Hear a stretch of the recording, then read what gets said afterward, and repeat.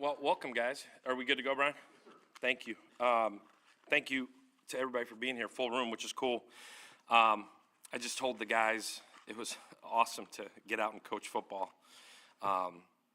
As coaches, it's fun to get out and coach ball. There's so much off-season hoopla and recruiting and meetings and all sorts of stuff. But to get out and be able to actually coach football was the highlight of certainly the winter here the last 2.5 months. On a positive, I thought we ran around really, really well. It was good to be able to get out. The football gods gave us the first about 19 periods of cloud cover, and then it got warm. But it was awesome to be on the turf and on the grass. A bunch of guys out. There's about 15 guys that are out.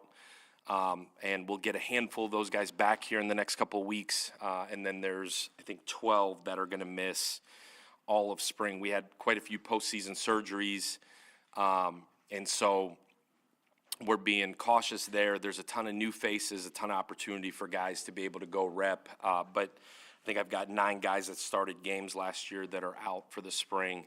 And some doing a little, some doing nothing, some doing rehab. But after the bowl game, we had I guess 9 surgeries that would hold guys out through the spring. Other than that, it was really good to get Byrum back out there today with us, which was fun. Bryce coming off of 2 really good weekends of pitching and 2 series wins for those guys was out and practicing today, which was awesome from an offensive perspective. And then defensively, guys flew around. Had started off really shaky with offensively. I think we had 4 turnovers in the first team period, and then I thought finished up relatively clean as we got playing. So awesome to be rolling. A lot of really cool things going on in the athletic department. Baseball's going. Mitch has got those guys going. Coach Erickson's got that crew rolling, which is awesome. Mindy's got the women's lacrosse team rolling, which is awesome. And then obviously basketball hire got announced last night. Really excited to meet that crew and partner with everybody as we continue to recruit at a high level, continue to build facilities at a high level, and continue to rock and roll. And so exciting time. Open it up to questions. Does Byrum go in as a starting quarterback, Alex? And are there any physical restrictions on him at all? Can he participate fully in spring drill? Yeah, so we try an old, I guess, coaching adage, you don't lose your job due to injury. Obviously, every circumstance is a little bit different. So he took the 1 reps today. So we see him right now as starting and I say this wholeheartedly, every job is open competition-wise. You're trying to recruit better, and I tell our guys this almost every day. You're recruiting guys that are better than the guys you got, and that's how you get better is the competition within those groups. So he's competing, certainly competing with Bryce. Marcellus Tate, Locke is here and competing. So, but Byrum did take the 1 reps today. He is fully cleared, fully healthy, and I think if he maybe tied with me had the most fun out there today. I think when you get something taken away like football, especially a young guy like that, I think he's just grateful to be back out and leading the offense, and thought he did a fine job today. Is he restricted in any way, or is he 100% healthy? He can do everything? Yes, sir. He can do everything. Quarterbacks aren't going to get hit in practice. They're non-contact, and so that makes it easier that he can go through spring drills and not get touched. Certainly, Byram's a competitive guy, and you saw several months where he, as you said, he had it taken away from him. What did you see from him as chomping at the bit and just wanting to be out there, and just mentally how he went through it and how that's got him positioned for this spring moving forward? Yeah, I think the cool thing about Byrum is his process never changed. When he got banged up, I think his mindset the entire time was, this is the week I'm getting back. This is the week I'm getting back. And practiced as much as he could with the mindset that he was getting back.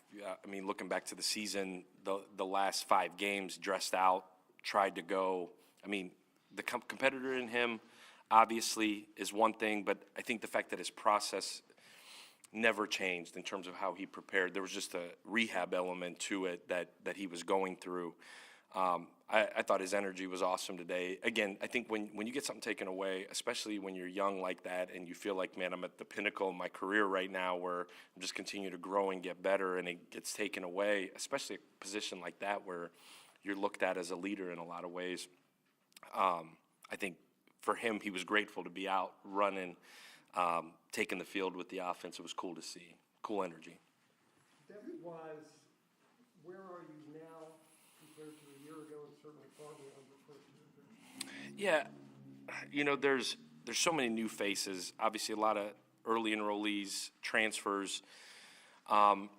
It's hard to say completely where you feel like your depth is until, like I said, there's 15 guys that didn't go today. Until those guys get back, and then you'll certainly feel like you've got more depth.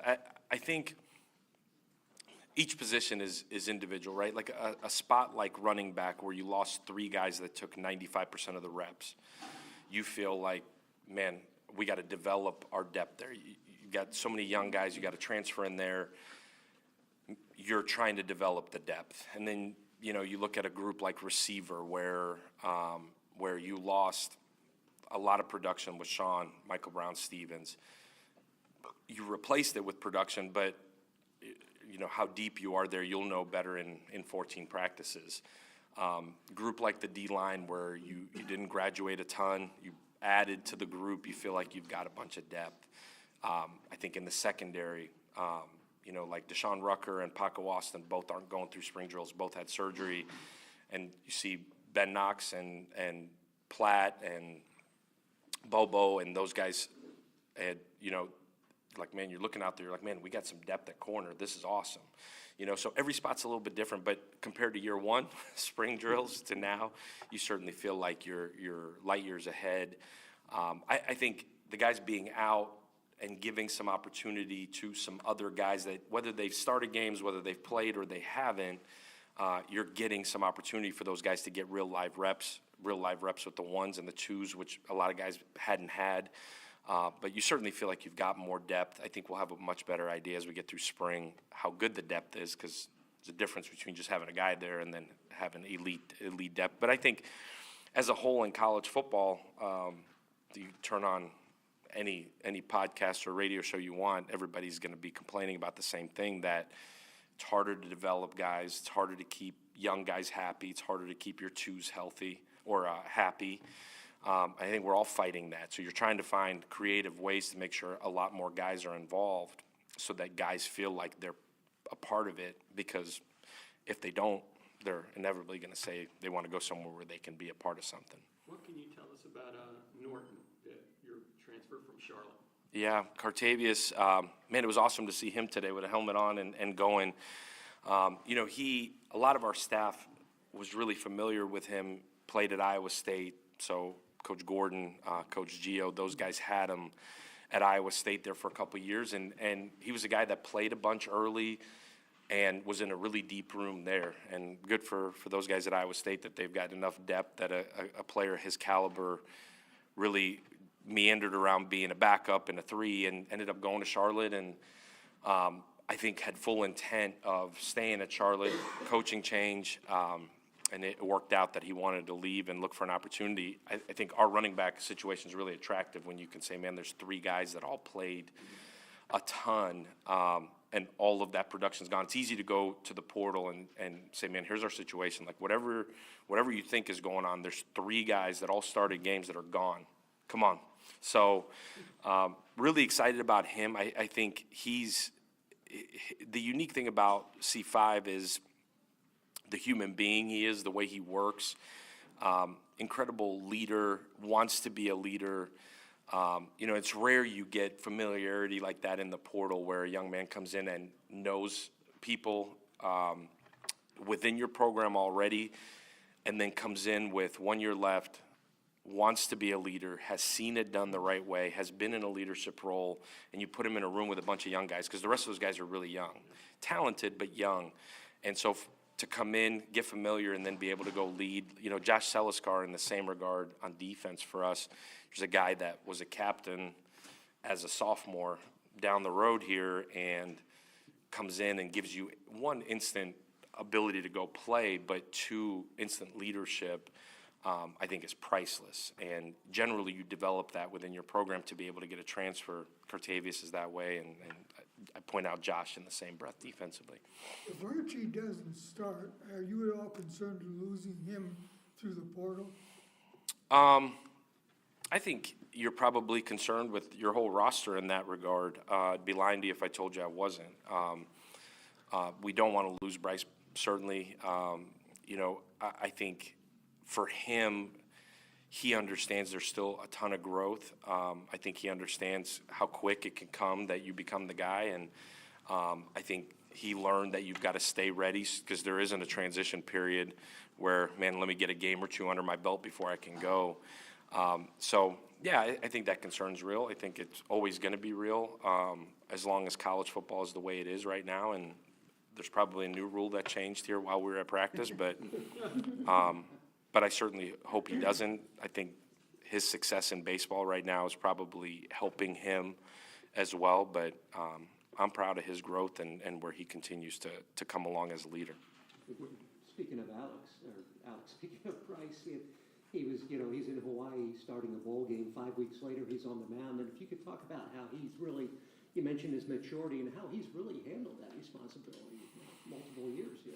Yeah, I think a year ago, I feel like I go through this journey with him a little bit just because of how much time I've spent with Mitch and trying to map out this calendar. There's also like rules in terms of how much time you can actually, Mitch and I spent 45 minutes meeting on what his off day is going to be. You're supposed to have an off day per the NCAA. And they're playing Friday, Saturday, Sunday. Our off day is Sunday. When is his off day? Because he's still practicing with us. What days can he throw? What days can't he? I think a year ago, and he'll probably admit it to you, it was hard. You went right into baseball, spring break. Our guys get the week to kind of take a breath, unwind a second before we get back going. They were playing. They were in Birmingham last week, and then they played Wednesday, Thursday, or Tuesday, Wednesday against Florida Gulf Coast, home and home. Our guys were, I'm thinking, working out and maybe on a beach somewhere. But then you get to the end of the semester. Our guys get about 2 weeks off where they can go unwind before we pick up with our summer program, and that's right around the conference tournament time.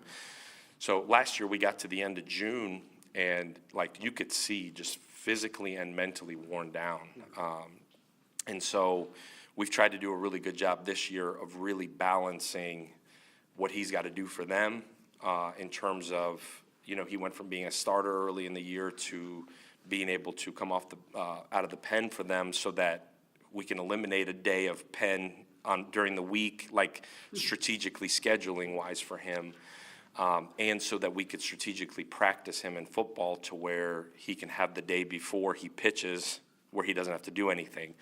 I think maybe a little bit different as a position player rather than a pitcher, but he's got the rehab he's got to do to make sure he's good throwing the football, and then being able to pitch at the level that he's been pitching at the last couple of weeks. I think physically tough.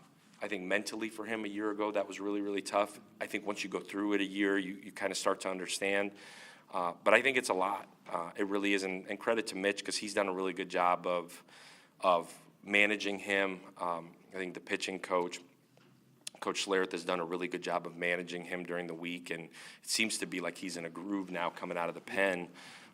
Not a baseball guy, but I've learned, and it's been cool to watch though, because he brings a cool energy to them, and I think as he continues to play better, they've played better, which has been fun to watch. Looking ahead a little bit, And happy opening day Friday, right? For all you, yeah. looking ahead a little Thursday. What? Yeah. Raising. We're good. Looking ahead. Actually, not to interrupt you, I got to meet Chipper Jones the other day at the Yankees-Braves spring training game. Yeah. Hall of Famer. Chipper Jones. Sorry, go ahead. Baseball. Just looking at your schedule, I mean, we're jumping ahead here, but that first game could be extremely critical. It could decide actually who goes to the college. I mean, playoffs. It's conceivable. How do you keep that, I mean, that's there, but obviously you just want to focus on the game and avoid that kind of stuff. How do you go about, kind of neutralizing that kind of thought? I mean, Yeah, no, it's a great question. I think a lot's been made of the schedule, especially early. I think for us, trying to be as process-driven as we can and worrying about right now is the most important thing. I do think this, I think when you know what's coming and you know certainly the Boise game and the two after that, when you know the gauntlet that's coming, it's easy to say, man, like, you're working towards something. Like, it's certainly in the back of their mind. It's certainly, I think, in the back of our mind. But you know what's coming. You know the challenge that's going to hit you in the face that Thursday night here at Ray J. So certainly easy, I think, if you're looking for motivation or not, but certainly easy to stay motivated when you know, man, like, that is going to be a straight dogfight of 3 weeks. Not that the rest of it isn't, but you know what's coming. And so to stay sharp, to stay motivated, I think will certainly be easy. All you got to do is flip the film on. I flipped that Boise film on in February, and I was like, all right, it's real. Would you like to see strength of schedule be more of a consideration in who goes play? I mean, you've got, like you just mentioned, you're playing two teams after that could each win their conference. And in a Power Four conference, and other teams, in group, they don't play with this kind of team. Would you like to see strength of schedule be more of a consideration in who gets in the playoffs? Man, you're way ahead of me there. Sure, that'd be awesome. I think, the truth is, I think as we've sat down and looked at the future scheduling, obviously this was done way ahead of time. I think you look at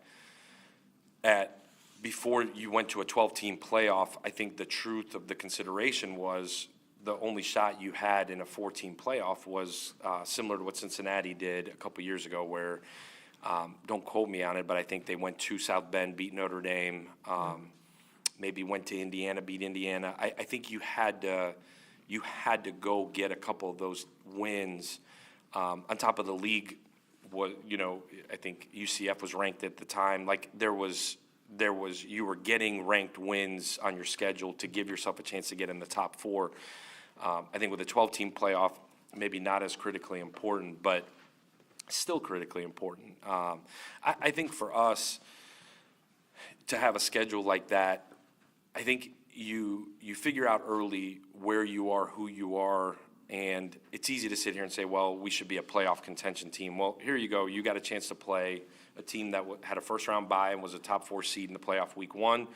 You got a team week 2 that played as good as anybody in the country at the end of the year last year with one of the top quarterbacks in the country, and then week 3, a team that we saw here at Ray J a year ago that was in contention to win the ACC, or at least at the beginning of the year was. So with a Heisman finalist at quarterback. So you're looking at it and you're like, well, at the end of those 3 weeks, you'll know where you stack up in a national conversation. I think at the same time, you've seen us play those caliber teams the last 2 years. I think our guys are certainly excited and want to play those games. And I think you want to coach those games because you feel like, man, when all things line up, we got a shot.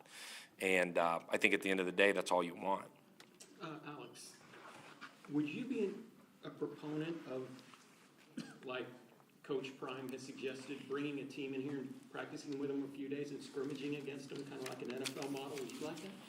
Yeah, I've gotten that question a bunch. And I give Prime credit for saying it because I think we've all kind of thought that. I think in every imaginable way, it depends on where you are in your program.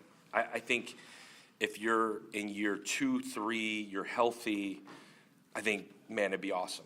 I think for a couple of different reasons. One, it'll kind of break the monotony of playing the same guy across from you for 15 practices. I think 2, and maybe more importantly, is the ability to generate revenue in a unique way. I think we're at a point, whether you're at an FCS school or you're at Ohio State, I think you're sitting here looking for ways to generate revenue. It's not what I initially signed up for, but I'm now part of the conversation. And if you can pack out or put 50,000 at Ray J to go play an opponent, or create, I don't know, a unique uniform combination that you can sell from a marketing standpoint, I think any way you can generate some revenue, I think would certainly help. So I think in that sense, it would be absolutely huge. I think from a football side, if you're playing against or competing against somebody that, from a coaching staff standpoint, you trust, where you don't mind, where you can get your kids to practice the right way, I think, you've seen it in the pros for years. You look at that level, and those guys generally have a respect for each other. It's a career for them. There's a lot of money on the line. I think we're getting closer to that. And so you hope that guys would take care of each other and make sure that you're practicing the right way. But I'd be all in on that. Like I said, I give Prime a lot of credit for actually saying it publicly.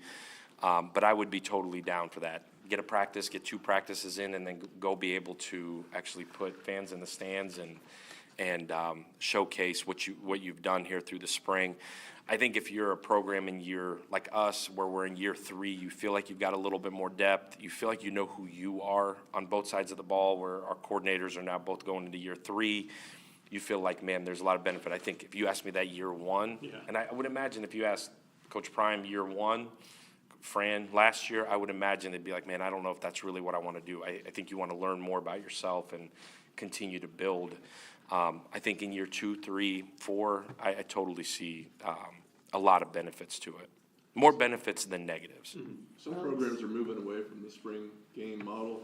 Why do you want one, and what is it going to look like? Are you still looking through that a month from now or whatever? Yeah, I think the latter part of your question, I think we're going to have to see when we get there, health-wise, where we are, whether you can truly go split squad or not. I think with roster limits now, or at least what looks to be roster limits here, when the settlement goes through, you're going to have less guys than you've ever had. So there's a reason not to potentially truly play a game. But so for us, whether we're able to go split squad or it's going to have to be offense versus defense, we'll figure it out as we get closer. But I think the guys coming out and saying, man, we're canceling spring games because we're afraid somebody's going to look at our roster and see a guy play and then I have no idea where that's coming from. Like, you can go look at anybody's roster at any point, at any time. The film is readily available anywhere. So I'm not sure why people have gone that way, or at least used that as the excuse. If somebody don't want to play a spring game, just say you don't want to play a spring game. It's totally your right. But I keep hearing that, and I don't understand why, but it's none of my business either. For us, I think you want to play a spring game at the end because you want there to be really 2 reasons. One, a way to engage the fans back in, create some excitement around the program, to, stay relevant in some capacity in the midst of March Madness and some other things going on. But in truth, it's an opportunity for your guys to go play and compete in front of a crowd, with officials, with a clock, real game-like situation, which in football you only get 12 of, guaranteed. So I think it's a priceless opportunity. The other part of it is the guys get excited, families get excited. It kind of puts a bow on a spring and gives guys something to look forward to. I see no negative to it. I think, injuries happen. Injuries happen in a scrimmage. Injuries happen non-contact at times. Like, it kind of is what it is, but I see a huge benefit to getting out here, getting a couple thousand people at Corbett, creating a cool environment. And the game reps, the real live game reps with no coaches, nobody else on the field, are priceless for us.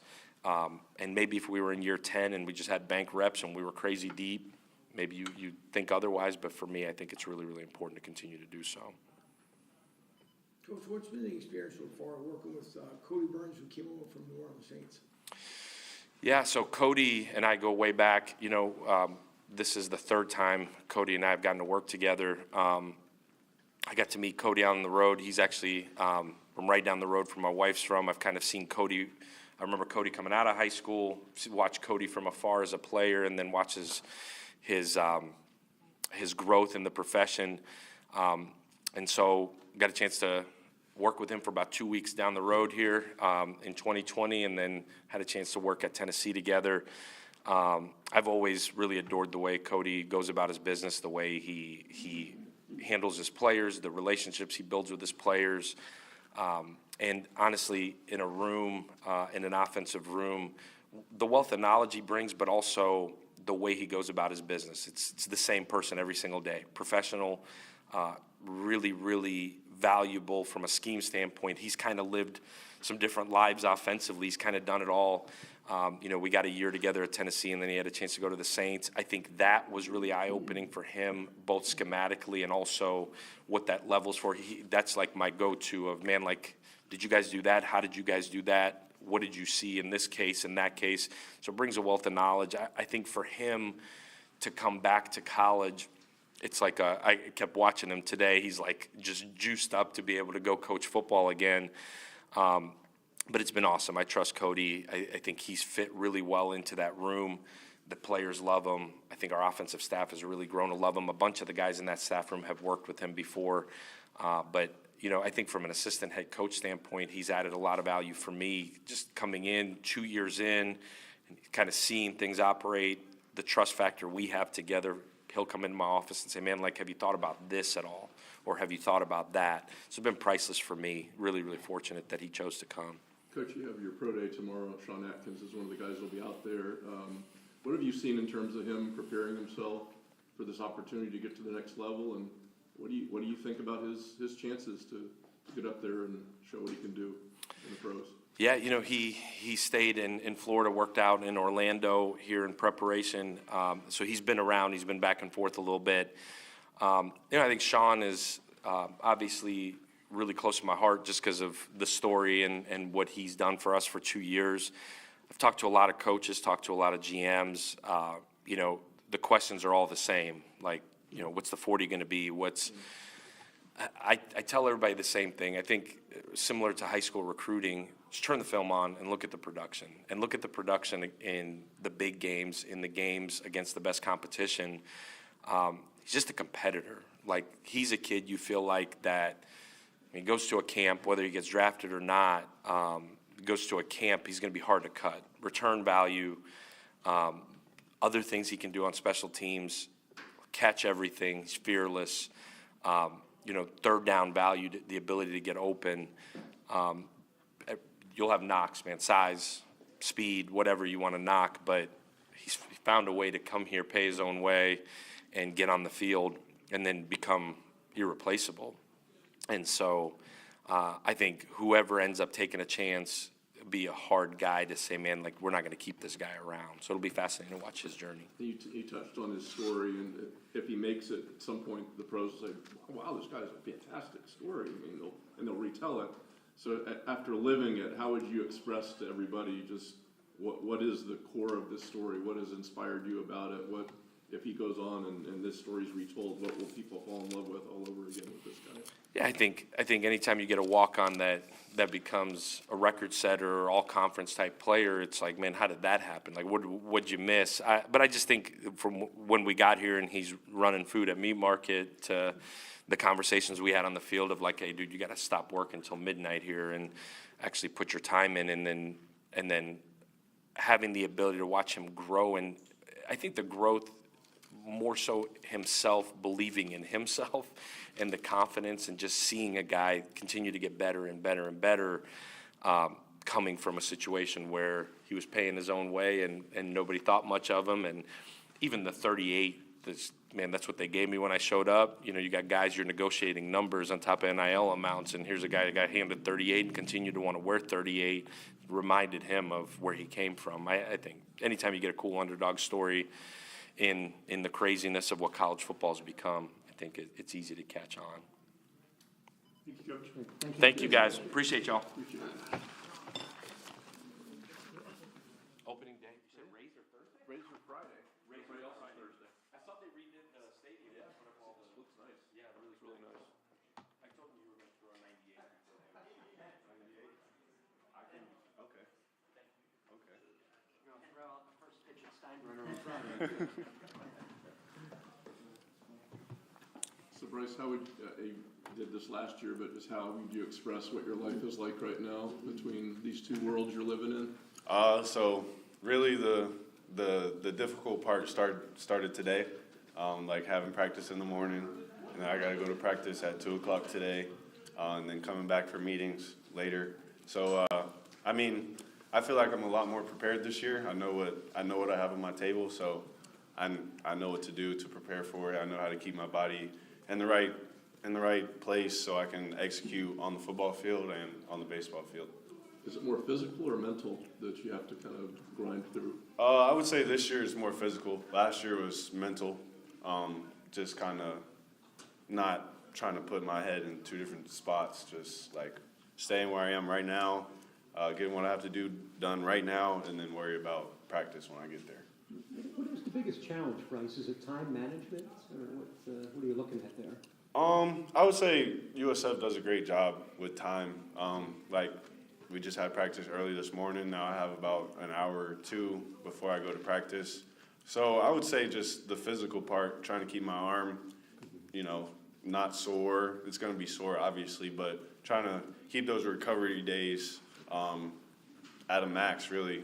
When I have recovery days, that's what I'm doing. I'm not throwing extra. I have to kind of stay on a base schedule and kind of stay on it and, keep my arm healthy. Yeah, obviously, Coach Golesh has been through this with you before. Yeah. Coach Hannah's first time around, if you could talk about how those two have worked together helping you maintain the schedules. Yeah, from what I know, they sat down for about an hour or two and kind of set down both schedules and kind of worked together to figure out what's the best plan for me physically and mentally, really. So I can't thank them enough for the schedule they have for me right now, and it should work out pretty well. Was it much of an adjustment to go from starter to coming out of the pen? Not really, because I know I'm still going to get to my pitch count no matter if I start the game in the first inning or I come in the fourth inning. I know that Coach Hannes wants me to go as long as I can go and be effective for the team. Bryce, if you don't win the starting quarterback job, how difficult is it gonna be for you after having started to go back to sitting again? I mean, that just goes with me and Byram's relationship. We really don't care who's out there as long as we go out and execute and win the game and, do what we can, what's best for the team. It really doesn't matter, starting or sitting on the bench. It doesn't matter.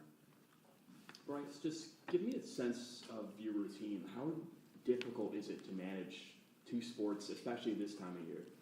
I wouldn't say it was easy. I'd be lying to you if I sat up here and said it was just easy, but kind of my routine is wake up around 6:30, 6 sometimes. Like today, I woke up at 6, come up here, get some pre-rehab for my arm, trying to get it ready for coming to practice today. And then got practice, and then I'll go eat lunch, and then go to baseball practice, and then kind of rest for a little bit if I have time, and then go to meetings and kind of do some schoolwork after meetings, and then get to bed as soon as possible. Generally speaking, what time does baseball practice end? Around 4 o'clock, 4:30. I'm curious, you've built up the pitch count, right? Six innings out of the pen a couple Saturdays ago. Yeah. What's the conversation like? Who are you talking with? Schlerer, Annis, and how have you been feeling? It's kind of been Schlerer and Hannes, really. We started out with the 3 innings, 60 pitches mark. That's why you saw me just go 3 innings, Florida State and FIU. And then I kind of got to the point where I was feeling good after those days. My recovery was going well. Started feeling good, and then we just kept building and building. And now I got to a point where I can go 100 pitches. I went 103 against UAB last week. So, I'm feeling pretty good. Just got to keep on the same schedule. Can you compare after the game when you throw 100 pitches after a football game?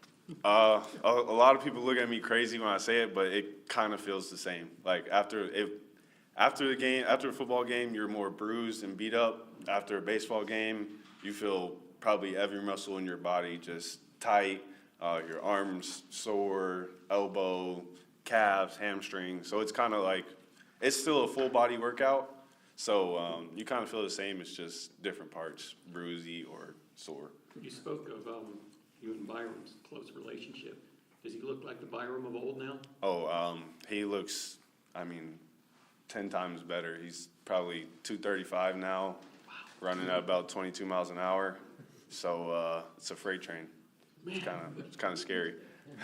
What was it like, Bryce, and obviously Byrum was fully supportive of you, but on the flip side, he had to be frustrated getting injured and sitting. What did you see from him last year in terms of muddling through that, and how much eagerness do you see from him to get back out there? Byram's the same guy every day. He comes to the facility, smile on his face.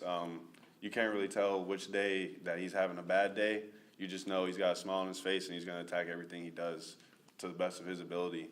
Obviously, being close with him, we talk about those things, how you're feeling, and I asked him those questions. So, our relationship, you can't ask for anything better, really. What do you want this spring to be for you, Bryce? What do you feel you need to work on most as a quarterback? Really decision making. That's been the main point. Just being better with decisions, reading defenses, kind of just growing in that aspect. I have all the tools I need. I just got to get it here. Yeah, taking it back across the street, if you could talk about your relationship with Coach Schlereth and what he's brought to the table this year. Oh, it's been our relationship's been great. Knowing that we've only met, now for 3 months, it's kind of gotten stronger and stronger. He's built the relationship to where we can talk to each other about some stuff that usually, when I first got here, he was kind of hesitant to talk to me about some stuff. But our relationship's been great. I love him. He's probably been the best pitching coach I've had in a long time. So it's helped really good. Down the road, after your career here is over, do you see yourself playing pro football or baseball? Right now I'm in the spots where I can go in both. So right now I'm just trying to put my head down, execute, and whenever I get to that day, I'll make that decision. Have there ever been times you've been conflicted to pick one sport or the others? Have you always known you wanted to be a dual sport athlete? Yeah. So when I first got here, Golesh told me I wasn't allowed to play baseball. So that was kind of the toughest part for me. I had to prove myself that I was able to handle one thing before I can do the other. So, I've always known that I wanted to play both. I was always told, do it until someone tells you to stop. And no one's told me to stop, so I'm going to keep doing it. Bryce, when you look at last year, taking over the job, there's a lot of crazy things happened. You took over the Hurricane game and had a big comeback at FAU, and then ended up taking the team to the bowl game and winning it in 5 overtimes. When you look at the whole body work and how you progress, what are you happiest about and proudest of about your progress? I'm happiest with with the mental side of things. Like, I never got too high, I never got too low. I kind of stayed the same guy, and that I would say that helped me from the Hurricane game, not being here, and my first start is in Camping World Stadium, and nobody's there. It's kind of like you got to be there on your own mentally and still execute. And at the end of the day, like, you got to do your job. And then it just kept growing, kept building, kind of kept getting the feel of the game, and it started to be smooth all the way to the White Bowl. Thank you, Thanks, Bryce. What's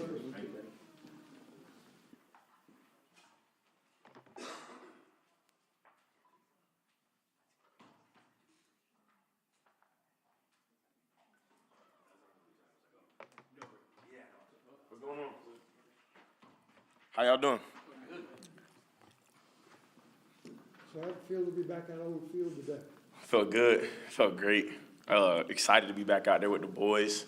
We've been training for 9 weeks, and training is fun, being with Gio and all of that, but, we trained to play football. So being out there was just amazing. Are you really up to 235?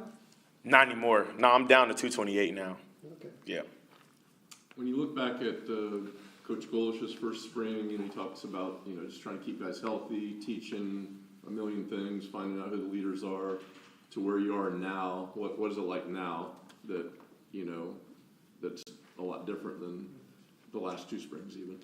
Just being more player led. You know what I'm saying? Like we always say, like we have this chart of what average teams do, how they lead, what good teams do, what great teams do, and what elite teams do, based off of how they lead. And the difference is you know, elite teams, everybody leads. So from the players to the support staff to the coaches to even sometimes the managers. So just really being just a well-rounded team as far as leadership goes, and you know, just going out there and getting after it. I mean, the mental aspect of coming off an injury and while you were going through your injury, what kept you focused coming up to this season, knowing that, you know, there is going to be more playtime for you? But more importantly, is like, how do you just take away from that injury, knowing that there is another successful side to you? Injury? What injury? Sorry, not injury. From coming off from last season off to this season. Right. Again, like I said, just being with the guys and just working hard. Those 9 weeks that we've had before getting out here in spring ball, like those were 9 weeks to focus on yourself and to prepare yourself to come out here to, again, you know, individually grow and then as a defense grow and then, you know, bring that energy to the team and everybody just, you know, growing together. As a player, how would you feel about bringing another team in here, practicing with them and scrimmaging against them? I love to compete, you know, so I wouldn't necessarily be opposed to it. Not my call. Definitely not my call. I wouldn't be opposed to it, though. I love to compete. It would be a time for us to, you know, play against another color. Definitely like an NFL style thing. It would be fun. But again, like at this time right now, like we're just really just focused on ourselves and just trying to get as best as we can, as fast as we can. When you look at your side of the ball, you've got a lot of new faces, a lot of new guys up front. What do you like about what you see, what you guys can put on the field this year? The work ethic of those guys. Like the guys coming in, like there was no fight. There was no, you know, well, I want to do it this way. I want to do it my way. There's no selfishness out of those guys. Like those guys came in. They understood the assignment. They understand, you know, what this team is about. And even stepping into leadership roles, too. Like you look at guys like Josh Seliskar, you know, coming in and being a huge voice off the bat. You know, he's obviously a huge dude. So it's not hard for him to be looked at. But no, just coming in and being ready to work, being ready to grind, and then also, you know, fitting into the team and you know, exceeding the standard. Seliskar, I mean, interesting guy, obviously, with his on-field, all his accomplishments, but also just the kind of person he appears to be. What kind of impression has he made on you? He's a great dude. You know, we've sat down, you know, ate dinner together. You know, I've had the guys over the house a couple times and stuff like that, and he's a great dude. You know, I just love the way he carries himself. You know, everything that he's about off the field alone, and then when you get on the field, he's a dog, man. Like he just gets after it, and you love that, and you love guys that bring energy as well. And then being you know, one of the leaders on the team, and then having a guy come in as a transfer and not being afraid to step out there, not being afraid to speak on what's right, especially having so much experience that he has, you know, from other places and seeing different things. It's just beautiful to have him on the team, especially in front of you, you know, taking on a few blocks for you. It's awesome to see you and Shu, you know, still around. So Oh, yeah. have the coaching staff put even more leadership on you guys? I know you already had a bunch. Yeah, I mean, really, again, just the emphasis is just to be a player-led team, obviously, like I said before. But as far as me and Shu, man, really just trying to hone in on individually the things that we need to work on. We both are two guys that want to play at the next level. So being able to come back and get another chance to hone in on those things and to complete our, you know, our rap sheet as a player. And then also being able to play with each other, you know, side by side is another plus. And then, just coming out and being able to get another chance at, you know, doing what we want to do as a team. What is your relationship like with Shu on and off the field? That's my boy. That's my dog. You know, I've said this before, but when he came in, I was actually his host when he came in from JUCO. I'm super old. We ain't got to talk about that part, but but yeah, I was his host when he came in, and you know, he was coming out of JUCO. You know, a really tough situation for him, being out there and you know, not really having a lot of resources and things of that nature, but still grinding and being able to have different offers and scholarships to go to different places, and he chose to come here. And then, you know, as we got here, you know, we obviously had a tough team situation. You know, record wasn't what we wanted to be. The culture wasn't what we wanted it to be, things like that. And we just related, you know, kind of on things like that, and then a little bit of how we grew up together. And then we got on the field together, and then we respected each other first because of how we played, the energy that we played with, the level of care that we have for the game, and the level of energy that we put into the game, and how much we love the game. We just connected on that first, and then it just, formed into a relationship. And it's sort of kind of what we're trying to translate into as a whole defense. You know what I'm saying? Just everybody relating to the energy and the care of the game and the love for the game, love for each other, and then just building it up as a brotherhood like that. Is the relationship to the point where on the field you kind of almost like, I'm here and he's next to me and that's just the way we roll? Yeah, I mean, it's almost like communicating without talking. Like, it's to the point now where, well, obviously he's not out there in spring right now, but just when we're on the field together, like he'll say something that doesn't even make sense, and I know exactly what he's talking about. You know what I'm saying? It's just like in the flow of the game, bullets are flying. The way that we communicate, especially like, being in man coverage on the back or something like that, and tweaking certain plays that we have to make it more comfortable for each other. Just the communication is very easy between us. Any questions from my guys? Thanks, Matt. Thank you. Y'all have a good day. Yes, sir. No more. All right, we'll wrap up today with Byrum Brown. What's going on? So you've added more weight. Bryce says you look like a freight train out there. I assume you're 100% now. Yes, sir. Great to be back out here, and practice with the guys. It was a blessing to be back out on the field. What was it like, Byrum, when you go down and you're not able to compete? Just that process. I know you're part of the team, you're supporting them, but just how much did it weigh on you mentally that you couldn't be out there? It didn't weigh on me mentally. Just shifted my focus and trying to be the best teammate that I could be for Bryce and then for everybody else, and just try and do what I can, just to keep Bryce's head in it and tell him what I see and help lead the team to wins. If you're running though 22 miles an hour now, I guess you're recovered. I mean, the speed thing is really impressive. How do you feel?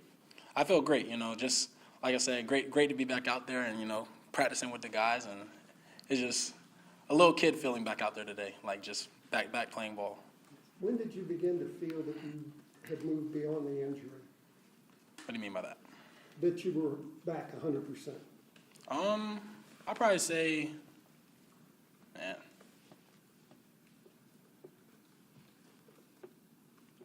I mean, I honestly, I think time is the best thing for it. So just going home, seeing my family, and just taking a complete break from football and moving and everything like that. So coming back this January. You seem to have turned into a baseball fan too. We talked to Bryce about the whole experience. You guys are the biggest fans of those games. What are those experiences like in the crowd and all that? Oh, it's great. I don't really know too much about baseball. I've learned more from Bryce. So just being there and supporting him and supporting the whole baseball team has been great for the whole USF athletics. You coach said, there were some games down the stretch last year where you suited up. You played a couple snaps in the bowl game. Were you legitimately trying to get back on the field late last year? I was. Okay. Was it realistic? How did it feel? I was just trying to get back on the field and play and, try to go. What was it like when you got into the bowl game? You were forced into the game at one portion. Was that just, I'll do whatever I can for as long as I can, or what was that feeling like? Bryce had went down. I believe it was like bloody nose or something like that, and just came in. What is it you want to see out of this team this spring? Obviously you had a number of guys are out, they're mending and so forth, so you don't have a full deck to work with. But what is it that you want this team to accomplish as these practices go by? Build our identity. That's what we've been harping on, building our identity. We don't want to be average. We want to be elite. So take every day and grow from it, learn from it, and do what we can to become elite. Obviously, Golesh talks about having that player-led focus on this team, and as a quarterback, you're kind of that focal point of that. But what do you feel like your role is in that player-led trait that he's looking for in this team? Being more vocal. Like last year, I was more vocal, and this year just going to continue being technically an older guy. Gotta bring the young guys along and everybody else. So just being more vocal. Now that you're 100%, is there a feeling of kind of you're making up for lost time now that you're back on the field? I'm not really too focused on that. I'm just trying to get better each and every day. Do what I can. I didn't really take time off per se. I've been training cerebrally, mentally, and just acting as if I was out there already. Are you really up to 235, and how does the weight feel? I'm not up to 235. Bryce was exaggerating, but I was like 230 today when I weighed in, so I feel great. What do you want to see from your game this year in terms of improvements or things you want to add to it or get better at? Right now, I'm just focused on today cleaning up what we got to clean up, and then going into practice on Thursday and, getting better from there. So I'm not really too focused on ahead. Mom said, focus on the step right in front of you, not the whole staircase. So that's what I'm living by. That's your mom? Mm-hmm. Yeah. Good advice. Anything else for Byrum? Thank you. Go Bulls. Thank you. Thank you. I'll say your teeth are whiter somehow.